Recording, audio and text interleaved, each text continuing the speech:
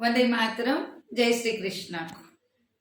આપણો ભારત દેશ ઉત્સવ પ્રધાન દેશ છે અને આપણે સૌ ઉત્સવોની ખેતી કરીએ છીએ. આજનો ઉત્સવ એટલે જન્માષ્ટમી મહોત્સવ. ઘનઘોર અંધકારને ચીરી અને તેને જેલમાં જન્મ લીધો સત્યનો માર્ગ ચીંધવા માટે. એ હરિવર છે કે જેણે ગોકુળની ગલીઓમાં ગાયો પણ ચરાવી અને દ્વારિકાનો વૈભવ પણ માણ્યો. એણે 56 ભોગનો ત્યાગ કરી અને વિદુરની ભાજી આરોગી અને સાથે સુદામાના તાંદુલની આરોગી અને સાચી મિત્રતા નિભાવી.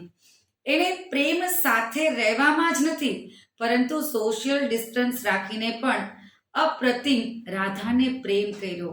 એ આપણને શ્રી કૃષ્ણ શીખવાડે છે. એણે ગોપીઓના વસ્ત્ર ચોર્યા તો સાથે દ્રૌપદીના ચીરપુરી અને સ્ત્રી સન્માનની વ્યાખ્યાને ચરિતાર્થ કરી છે. એણે કારાવાસમાંથી માતા પિતાને મુક્ત કરાવ્યા તો કાલીય મર્દન તેણે જ નાથ્યું છે. એણે હળવામાં હળવું મોરપીંછ મુગટમાં ધર્યું છે તો ગોવર્ધન પર્વત પણ ટચલી આંગળીએ હરિએ જ ઉપાડ્યો છે. એણે ક્રૂર મામા કંસને પણ માર્યા છે અને કુરુક્ષેત્રમાં ગીતાનો સાર અને કર્મનો સિદ્ધાંત પણ સમજાવ્યો છે. એણે માખણ ચોરીને ખાધું છે પરંતુ મનની મીઠાશ સૌ ગોવાળો પ્રત્યે વહેંચી છે. એ જેલના જન્મથી સોનાની દ્વારિકા સુધીની સફર એ માત્ર ને માત્ર આપણા શ્રી કૃષ્ણ આપણને કર્મના માર્ગે એક સુંદર સિદ્ધાંત અને કર્મના સાચા રસ્તે લઈ જાય છે. તેણે કર્મવાદી આધ્યાત્મવાદી સાથે ધર્મને જોડી અને હૃદયના તારને ગીતાના સાર સાથે સમન્વય કર્યા છે.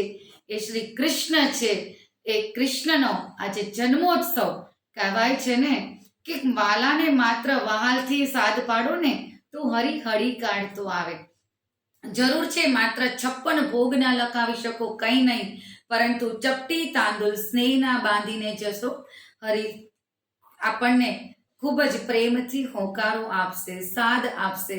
તો આવો આપણા શ્રી કૃષ્ણના જન્મને આપણે ખૂબ પ્રેમથી વધાવીએ.